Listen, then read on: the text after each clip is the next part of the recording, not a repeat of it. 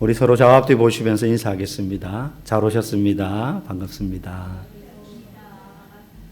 네, 어두컴컴한 이 으슬으슬한 연말에 우리의 마음이 좀 붕 뜨기 쉽고 분주하기 쉬운데 또 이 수요일 날 저녁 은혜의 자리로 나오신 여러분들을 주님의 이름으로 환영하고 축복합니다. 오늘 본문을 통해서 믿음의 눈이라는 제목으로 말씀을 나누기를 원합니다. 믿음의 눈으로 문제를 바라보는 것이 어떤 것인지, 그것이 성도에게 어떤 의미가 있고 왜 중요한지를 오늘 이 드보라와 바락의 이야기를 통해서 잠깐 살펴보려고 합니다. 문제 앞에서 상황을 어떻게 바라보느냐, 이건 전혀 다른 결과를 낳게 됩니다. 우리가 인생을 살 때도 그렇지 않습니까? 똑같은 이 물컵에 물이 이 정도 있으면 어떻게 생각하면 아직 반이나 남았네 이렇게 생각할 수 있지만, 어떤 사람은 반밖에 안 남았네, 똑같은 내용을 보고도 전혀 다른 태도를 취하기 때문에 그 결과가 얼마든지 달라질 수 있다는 것이죠. 그것처럼 성도가 신앙생활을 할 때도 문제를 겪지 않는 성도는 없지 않습니까? 근데 그 문제를 만났을 때 내가 내 생각과 경험의 잣대로 그 문제를 바라보느냐, 아니면 하나님을 믿는 믿음의 눈으로 바라보느냐에 따라서 문제는 똑같지만 그 문제에 대처하는 우리의 삶의 태도는 전혀 달라질 수 있다는 거죠. 애초에 이거는 내 생각과 내 경험으로 볼 때는 이 문제는 해결할 수 없어, 자포자기하거나 애초에 실패할 것을 생각하겠지만, 하나님을 믿는 믿음의 눈으로 이 문제를 바라보면 믿음의 크기는 똑같을지 몰라도 이것보다 더 크신 하나님의 눈으로 바라보기 때문에 이 문제가 나에게 전혀 문제가 되지 않을 수도 있기 때문입니다. 오늘 본문을 통해서 과연 믿음의 눈이란 뭐냐, 어떻게 바라보는 것이 믿음으로 문제 앞에 대처하는 거냐, 우리가 잠시 살펴보기를 원하는데, 오늘 1절은 에훗이 죽으니라고 시작합니다. 우리가 지난주에 이제 사사기를 쭉 보고 있지 않습니까? 지난주에 아마 기억나실 겁니다. 왼손잡이 사사 에훗, 베냐민 지파. 정말로 오른손이 불편한 자라고 일컬어지던 그 당시에 정말로 연약한 자였던 이 에훗이 에글론, 모압왕 에글론의 압제에서부터 그가 단독으로 들어가서 이 에글론을 찔러 죽이고 난 다음에 전쟁에서 승리하고 무려 80년이라는 긴 기간 동안 모든 사사들 중에서 가장 오랫동안 이스라엘 땅에 평화를 가져오게 되는 큰 역할을 하게 됩니다. 그런데 그 80년의 평화의 세월이 끝나고 에훗이 죽게 됩니다. 그 평화의 시기도 이제 끝나버린 거죠. 그러자 어떻게 합니까? 이스라엘 백성이 또 여호와 앞에 악을 행했다. 이 표현 계속해서 한 명의 사사가 지고 다음 사사가 등장하기 전에 그 공백 기간 동안 계속 반복해서 이 표현이 사사기에 나온다고 하지 않았습니까? 에훗이 죽고 나니까 이스라엘 백성들이 또 하나님 앞에서 악을 행하는 거예요. 그 악의 실체가 무엇이었어요? 우상을 섬기는 것이었습니다. 바알을 쫓아가고 가나안 지역의 우상들을 섬기고 하는 것이었습니다. 이스라엘 백성들이 에훗이 죽고 난 다음에 다시 악을 행합니다. 그래서 하나님은 이전에는 모압 왕이었다면 이번에는 하솔 지역을 중심으로 다스리는 가나안 땅의 왕 야빈을 보내어서 이스라엘 백성들을 압제하도록 하십니다. 다시 돌아오기를 기다리시는 거죠. 하나님이 인생 막대기와 사람 채찍으로 믿는 자들을 견책하시는데 그렇게 지금 이 야빈이라는 사람을 들어서 또 그렇게 사용하시는 거예요. 근데 이 야빈 왕은 어마어마한 군사력으로 이 이스라엘을 학대했다고 했습니다. 보니까 철병거 900대. 병거 그러면 지금으로 말하면 전차, 탱크 같은 거예요. 저번에 말씀드렸지만은 이 에훗이 그 에글론에게 단독으로 나갈 때 칼을 자기가 직접 만들었다 그랬어요. 변변찮은 무기를 가진 군대조차 없었거든요, 이스라엘은. 그런데 그런 이스라엘에 비해서 이 야빈 왕은 철병거 900대를 가지고 있는 그러한 사람이었어요. 그러니까 어마어마한 군사력인 거죠. 그래서 이 야빈 왕이 20년 동안 이스라엘 백성들을 학대합니다. 닥치는 대로 마음대로 유린하고 착취하는 거죠. 뭐 농사 지으면 다 빼앗고 곡물 갖다 바치게 하고. 그러자 이스라엘 백성들이 부르짖습니다. 똑같은 패턴이에요. 그러니까 이게 참 어떻게 보면 이게 좋은 건 아닌데 뺏겨봐야 소중한 걸 알고 맞아야 그때 정신을 차리는 것 같아요. 이스라엘 백성들 고생을 직사게 하니까 또 하나님 도저히 못 살겠어요. 우리 좀 구해주세요. 그렇게 부르짖을 때에 새로운 사사를 하나님이 세우십니다. 4절에 보니까 그때에 랍비도세, 여기서 그때는 3절 끝에 이스라엘 자손이 여호와께 부르짖었더라. 그때에 랍비도세 아내 여선지자 드보라가 이스라엘의 사사가 되었는데 참 특이한 케이스입니다. 총 12명 내지는 13명의 사사가 이 사사기에 등장하는데 그 중에 유일한 여자 사사 드보라. 드보라. 이름만 들어도 뭔가 이 듬직하지 않습니까? 드보라. 그죠? 다 쳐다봐야 될 것 같아요, 왠지. 이 드보라가 이스라엘의 사사로 세워져요. 정말 파격적인 거예요. 그죠? 그 당시 여성의 지위를 생각할 때. 유일한 여자 사사로 세워집니다. 아마 그만큼 하나님 앞에서 경건한 자였던 것 같아요. 그렇게 여호와의 목전에서 다 악을 행하는데도 그 중에 하나님이 또 사사로 세울 만큼, 어떤 분들은 뭐 남자들이 얼마나 등신 같았으면 여자를 사사로 세워서 이렇게 웃으면서 설교하시는 목사님 설교도 들어본 적이 있습니다. 그러나 확인되지는 않았습니다. 어찌됐든 그 중에 하여튼 하나님의 눈에 들었기 때문에 사사로 세우지 않았겠습니까? 적어도. 그죠? 이 드보라를 사사로 세웠어요. 그런데 또 한 사람이 오늘 등장합니다. 누구냐면 바락이라는 사람입니다. 이 바락은 이제 이 가나안 왕과 싸울 때에 이 하솔의 왕인 야빈의 군대 장관 시스라가 철병거를 끼고 쳐들어오거든요. 그때 이 드보라의 군대 장관이 되어서 앞장서서 전쟁을 실제 수행했던 사람이 바락입니다.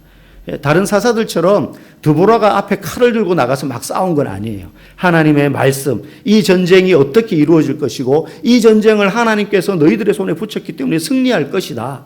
그 말씀을 듣고 이제 전해주죠. 그러면서 바락에게 나가 싸울 것을 명령합니다. 그리고 실제 전쟁은 이제 바락이 수행해요.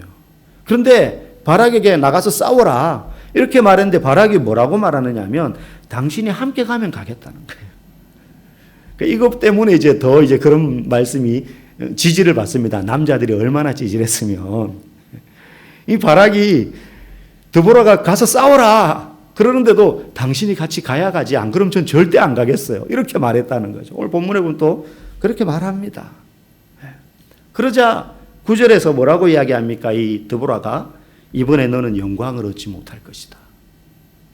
이 전쟁에서 너는 영광을 얻지 못할 것이다. 이게 마치 책망하는 것 같아요. 그죠? 바락이 믿음이 없어서 그렇다. 그때 모든 남자들처럼 바락도 찌질했다. 그래서 이 드보라에게 이런 책망을 얻었다. 만약에 그렇지 않았으면 이 전쟁의 영광을 바락이 다 가졌을 텐데, 바보 같은 바락. 뭐 이렇게 이제 우리는 듣기도 하고 또 그렇게 또 생각하기도 합니다. 그런데 사실 바락이 찌질하거나 믿음이 없어서 그랬는가? 우리가 문장을 자세히 살펴보면 그렇지만은 않다는 사실을 우리가 또 생각해 볼 수 있어요. 그 뒤에 9절 하반절 말씀 우리 화면을 보시고 읽어볼까요? 시작. 이는 여호와께서 시스라를 여인의 손에 파실 것임이니라. 자, 실제 21절 이제 이 이야기의 끝에 오늘 우리가 읽은 본문은 이 시스라의 군대 장관인 시스라 적장과 싸우기 전까지의 이제 이야기입니다. 그 뒤에 실제 전쟁이 막 벌어집니다. 전쟁이 벌어져서 마지막 그 전쟁 끝이 어떻게 되는지 21절에서 설명하는데 이 시스라가 도망가다가 싸우면서 패해요. 철병거 900대나 끌고 왔는데 보병 10,000명에게 패해가지고 도망을 가다가 야엘이라는 여인의 손에 관자놀이에 말뚝이 박혀가지고 처참하게 죽게 됩니다. 결국 전쟁에서 그렇게 해서 이 시스라가 패배하게 됩니다. 그런데 이 사실을 물론 구체적으로 어떻게 죽게 될 것이야까지는 앞에 말을 안 하신 것 같아요, 하나님이. 그런데 적어도 이미 전쟁하기 전에 사사 드보라에게 하나님은 말씀하셨어요. 여인의 손에 하나님이 그를 파실 것입니다. 그러니까 드보라는 전쟁의 결과가 한 절반쯤은 어떻게 될지 알고 있었어요, 구체적으로. 적어도 바락의 손에 의해서 죽지는 않을 것이구나. 그죠? 그러니 이 드보라 입장에서는 바락이 찌질해서 영광을 못 얻는 게 아니고 어찌됐든 결국 바락이 아닌 여인의 손에 하나님이 파실 거라는 것을 드보라는 알고 시킨 거예요. 알고 시킨 거예요.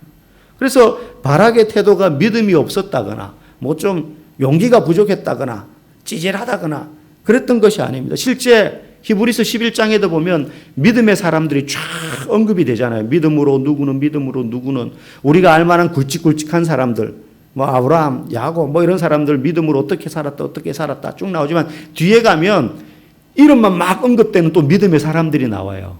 그런데 그 중에 바락도 들어가요. 히브리서 기자가 그 믿음으로 말할 수 없는 영광과 승리를 쟁취했던 사람의 이름 중에 바락도 언급하고 있다니까요. 그러니까 바락이 이 드보라의 말에 믿음이 없어서 용기가 없어서 찌질해서 안 나갔어. 당신이 가야지. 아이고 얼마나 못났으면 여자한테 저렇게 얹혀가지고 그런 사람은 아니었다는 거예요. 그러면 바락은 왜 그런 식으로 드보라에게 대답을 했을까? 사실 오늘 우리는 이 드보라와 바락의 이 모습을 통해서 성도가 문제에 직면했을 때 그 문제를 어떤 시선으로 바라보는 것이 믿음의 시선으로 바라보는 것인가를 사실은 발견할 수 있다는 사실입니다. 지금 이 지도자인 사사 드보라는 하나님의 말씀을 듣고 이미 이 적장 시스라를 여인의 손에 죽임당할 것을 알고 있습니다. 자신이 아니라는 걸 알아요. 자기는 아니다. 전장에 나가서 직접 싸우는 건 아니었으니까. 하지만 드보라는 그렇게 하나님과 소통하고 있었어요. 이미. 하나님과 긴밀히 접촉하고 있었습니다. 드보라는 그만큼 경건한 여선지자였어요.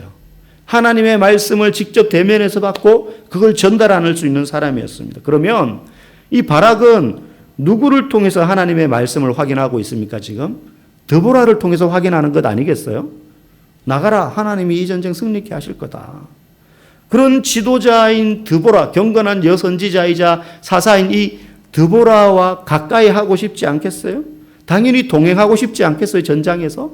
무슨 자기가 겁이 많다든지 무서워서가 아니라 누구보다도 드보라가 영적인 권위를 가지고 하나님의 말씀을 전하고 있잖아요. 그러면 당연히 바락 입장에서는 드보라와 동행하고 싶은 거예요. 뭐 겁이 많아서 믿음이 없어서가 아니라는 거예요. 그래서 우리는 첫 번째로 여기서 알 수 있는 게 믿음의 시선으로 문제를 바라본다는 것은 먼저 평소에 하나님의 음성에 귀 기울이는 것을 의미한다는 거예요. 막상 닥쳐서가 아닙니다. 전쟁을 수행하기에 앞서 이미 어떤 문제 앞에서 하나님이 무엇이라고 말씀하시는지를 귀 기울여야 되는 거예요. 비록 바락은 자기가 직접 하나님의 음성을 들은 것은 아니지만 이 드보라가 하나님의 말씀을 들었다는 사실을 알고 있는 거예요. 그래서 바락은 드보라와 함께 하고 싶은 거예요. 드보라는 어떻습니까? 문제 앞에서 하나님의 말씀을 먼저 들었습니다. 자신이 싸움에 유능한 자가 아니라는 거 너무 잘 압니다. 아마 어쩌면 드보라는 칼 한 자로도 태어나서 지어본 적이 없을 수도 있어요. 평범한 여성이었을 테니까. 사사가 되기 전에는. 그러나 문제 앞에서 하나님이 뭐라고 말씀하시는지를 먼저 들었다는 거예요. 우리가 문제 앞에서 시선을 빼앗기지 않고 드보라처럼 바락처럼 이렇게 하는 것은 절대로 저절로 되지는 않습니다. 이건 평상시에 일정한 훈련과 경건의 삶이 쌓여야 되는 거예요. 규칙적인 예배와 기도, 성경 읽는 습관 이런 게 평상시에도 이루어져야 돼요. 그래서 균형 있게 이렇게 쌓여져 있어야 됩니다. 그래서 경건 생활의 기초는요, 금속 탐지기와 같아요. 금속 탐지기. 땅 속에 뭐가 묻혀 있는지 겉에서는 안 보입니다. 그런데 금속 탐지기를 가지고 이렇게 저으면서 앞으로 나가다 보면 어디에서 삐빅 삐빅 소리가 나서 이렇게 가까이 그걸 좁혀가죠. 탐지망을. 그럼 어디선가 삐빅 삐빅 소리가 강해집니다. 하나님의 뜻을 우리가 안다는 것은 마치 그와 같아요. 우리 안에 경건의 삶, 기도와 말씀과 예배와 묵상의 삶이 쫙 펼쳐져 있어가지고 하나님의 뜻이 그 가운데 포착되는 거예요. 그렇지 않고 이런 탐지기와 같은 역할을 하는 것들이 우리의 삶 속에 전혀 펼쳐져 있지 않는데 어떻게 하나님의 뜻을 우리가 알 수 있겠냐 하는 거죠. 많은 성도들이 하나님의 음성을 듣고 싶어 하면서도 정작 계시된 하나님의 말씀인 성경을 읽지 않습니다. 성경을 읽지 않습니다. 성경을 이렇게 잡는 것까진 잘합니다. 이제 연말이 되고 새해가 되면 뭔가 하나씩 결단하지 않습니다. 내년에는 일독을 해보리라. 내년에는 어떻게 해보리라. 그런데 성경에 사로잡히는 것까지는 이루지 못합니다. 그냥 잡아서 조금 읽어보긴 해요. 창세기는 그나마 재밌어요. 출애굽기도 19장까지는 재밌어요. 근데 20장부터는 또 율법 얘기 나와요. 시내산 이야기 나오고. 그러면 이제 사로잡히지 않는 거죠. 하나님의 백성이라면 말씀 앞에서 시간을 보내야 됩니다. 말씀을 조용히 천천히 때로는 집중해서 우리가 읽으면서 시간을 보내야 됩니다. 성경은요, 우리를 사랑하시는 하나님의 마음이 절절히 담긴 편지예요. 여러분, 사랑하는 사람이 쓴 편지를 읽을 때 그냥 대충 누가 썼는지만 보고 접지 않잖아요. 하나하나 읽고 단어의 의미를 또 생각하고 이 사람이 왜 이런 말을 썼을까? 나를 어떻게 생각할까? 곱씹어보고 자기화시키고 그 입장이 되어보고 막 묵상하고 눈 감고 누워도 또 생각나고 막 그러지 않습니까? 연애할 때 연애편지 주고받으면. 성경이 우리를 향하신 하나님의 연애편지. 마르고 닳도록 그 편지를 소중히 간직하지 않겠습니까? 우리가 성경을 그렇게 대할 때 그것이 하나님의 음성에 귀 기울이는 시작이에요. 그때 문제 앞에서 우리는 하나님 앞에 귀 기울일 수 있다는 거죠. 둘째, 문제 앞에서 믿음의 시선으로 바라본다는 것은요, 인간적으로 승산이 없어 보이는 상황 앞에서도 직면하는 용기를 보이는 것입니다. 철병거 900대와 보병 10,000명의 싸움은 불을 보듯 뻔합니다. 이건 싸울 필요도 없어요. 인간적인 계산기로 두들겨 보면 전혀 승산이 보이지 않는 싸움인데 바락은 나가서 싸웠습니다. 바락은 나가서 싸웠습니다.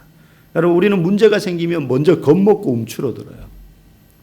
그런데 성경의 인물들은 문제가 닥치면 물론 겁이 나죠. 다 사람인데 어떻게 해야 되죠? 그리고 하나님께 찾아와요. 그러나 결국은 그 문제 앞에 맞닥뜨립니다. 하나님도 무서워가지고 하나님 어떻게 해요? 저 용기 없어요. 저는 그럴 능력이 없는데요. 모세도 그랬고요. 아브라함도 그랬고요. 그렇게 하나님 앞에 문제를 들고 찾아와서 벌벌 떨 때 하나님이 너는 내 뒤에 숨어 있어. 너는 구경만 해. 내가 다 싸울게. 그러지 않았습니다. 걱정하지 마. 내가 너와 함께 할게. 두 다리에 힘을 주고 허리를 꼿꼿이 세워라. 손에는 칼을 떨어뜨리지 않도록 힘을 꽉 쥐고 꽉 줘서 쥐어라. 성령의 전신갑주로 무장하고 나가라. 내가 너와 함께 하겠다. 여호수아서 1장에 보면 전부 그 얘기 아닙니까? 여호수아가 두려워서 이제 어떻게 내가 모세와 같은 지도자가 될 수 있을까? 저는 할 수 없어요 하는 마음 때문에 두려워할 때 두려워 말라. 내가 모세와 함께 했던 것처럼 너와도 함께 하겠다. 너와도 함께 하겠다. 강하고 담대하라. 그렇게 하나님께서 그 문제 앞에 직면하도록 하십니다. 혼자 하는 것이 아니라 하나님께서 함께 하십니다. 여러분, 우리가 골방에서 기도할 때 혼자 기도하라는 말이 아닙니다. 하나님과 1대1로 만나라는 거 아니겠습니까? 문제 앞에서 우리는 사람이 많은 곳이 아니라 골방으로 들어가요. 하나님 앞으로 나아가는 것입니다. 그게 그 문제 앞에 직면하는 그것이 믿음의 시선으로 문제를 바라보는 것입니다. 세 번째, 믿음의 시선으로 문제를 바라본다는 것은 겸손하며 영광을 받으려고 애쓰지 않는 태도입니다. 바락은 자기가 아니라 다른 사람이 승리를 차지할 것이고 전쟁 후에도 자신에게 무슨 사사에 준하는 통치권을 준다든지 그렇지 않을 거라는 거 알면서도 하나님의 말씀에 드보라를 통하여서 순종하고 승산 없어 보이는 전쟁에 참여합니다. 그리고 승리합니다. 우리 15절 말씀 한번 읽어보겠습니다. 여호와께서 바락 앞에서 시스라와 그의 모든 병거와 그의 온 군대를 칼날로 혼란에 빠지게 하심에 시스라가 병거에서 내려 걸어서 도망한지라. 바락의 군대 보병 10,000명은 철병거 900승을 이끈 시스라의 군대에 상대가 안 됐지만 그 철병거 900대의 시스라는 하나님께 상대가 되지 않았어요. 믿음의 눈으로 문제를 바라본다는 건 이런 겁니다. 나에게는 그럴 만한 능력이 없는 건 너무 잘 알지만, 그래서 두렵지만 그 문제보다 크신 하나님을 의지하며 나가기 때문에 직면하는 겁니다. 도망가거나 회피하지 않는 것입니다. 하나님이 이 승리를 이 전쟁을 승리로 이끄실 거라는 걸 알기 때문에. 그래서 우리가 문제 앞에서 승리했을 때, 그 문제를 해결했을 때 그것이 나의 자랑이나 의가 되지 않고 하나님이 하신 일이라는 것을 절대 잊어서는 안 됩니다. 이걸 잊어버려서 유명한 목회자들이 황제처럼 굴고 좀 더 심해지면 이단으로 빠지게 되는 거예요. 이단으로 빠지게. 그게 자기 영광이 돼버리는 거죠. 결국 시스라가 죽게 됩니다. 우리 17절 말씀 봅시다. 시작. 시스라가 걸어서 도망하여 겐 사람 헤벨의 아내 야을의 장막에 이르렀으니 이는 하솔 왕 야빈과 겐 사람 헤벨의 집 사이에는 화평이 있습니다. 시스라가 막 도망가다가 겐 사람 헤벨이라는 그 사람의 아내 야엘이라는 여인이 있는 장막에 이릅니다. 근데 시스라가 아는 거예요. 자신의 주군인 하솔 왕 이 야빈과 이 겐 사람 헤벨 사이에는 평화 조약이 있다는 거. 그래서 안심을 했던 것 같아요. 그래서 이 아내인 헤벨의 아내인 야엘의 대접을 받지만 결국 야엘이 시스라를 죽이게 됩니다. 하나님이 시스라의 목숨을 넘긴 건 드보라가 아니라 이 야엘이라는 여인이었어요. 바락도 드보라도 아닌 야엘이라는 알려지지 않은 한 여인이 이 승리의 영광을 취합니다. 그러면 야엘은 그런 승리의 영광을 취할 만한 자격이 있는 사람인가? 없어요. 그럴 만한 자격이 있거나 하지 않아요. 이 사람이 뭐 대단한 여인이거나 드보라보다 더 뛰어나서 하나님께 인정을 받았다거나 그런 거 아닙니다. 야엘 입장에서 보면 굴러온 떡이에요. 그녀가 시스라를 죽일 수 있었던 것도 하나님이 그녀에게 시스라를 내어주었기 때문입니다. 이름 없는 야엘이라는 여인을 통해서 시스라의 목숨을 취한 것은 이 승리의 영광이 드보라도 야엘도 바락도 아니라 하나님께 있다는 것을 우리에게 보여줍니다. 여러분, 우리 앞에 언제든지 문제가 있습니다. 지금 그 문제 때문에 앞길이 막막하고 한숨이 나옵니다. 잊지 말 것은 우리가 할 일은 믿음의 눈으로 그 문제를 바라보는 것입니다. 끊임없이 그렇게 보는 훈련을 해야 됩니다. 내가 뭘 할 수 있는가? 내가 얼마나 갖고 있는가? 이게 문제 해결의 답이 아니라 눈을 들어 하나님을 바라보는 것이 문제 해결의 답이라는 사실을 우리가 절대 잊어서는 안 됩니다. 사단은 계속 우리의 시선을 다른 곳으로 돌려서 하나님을 바라보지 못하게 합니다. 계속 두려움이 밀려오게 하고 계속 근심이 밀려오게 합니다.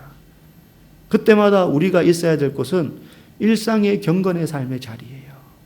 여러분, 그걸 무시하면 안 됩니다. 우리 동굴 탐험 같은 거 해보시면, 관광 가보시면 종유석이 있잖아요. 밑에서 솟아 올라오는 게 있고 위에서 이렇게 길게 내려오는 게 있잖아요. 그게 어느 하루아침에 누가 주물럭거려서 된 게 아니잖아요.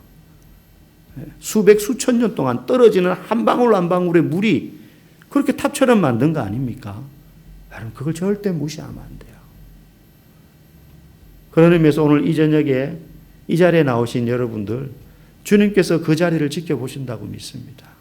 저와 여러분이 문제 앞에서 두려워 피하는 자가 아니라 하나님과 경건의 삶을 통해 매일매일 일상에서 걸어가는, 그래서 그 경건의 삶이 켜켜이 쌓여서 문제 앞에서도 믿음의 눈으로 그 문제 너머에 계신 우리 주 하나님을 바라보는 그러한 복된 성도들 되기를 주의 이름으로 간절히 축복합니다.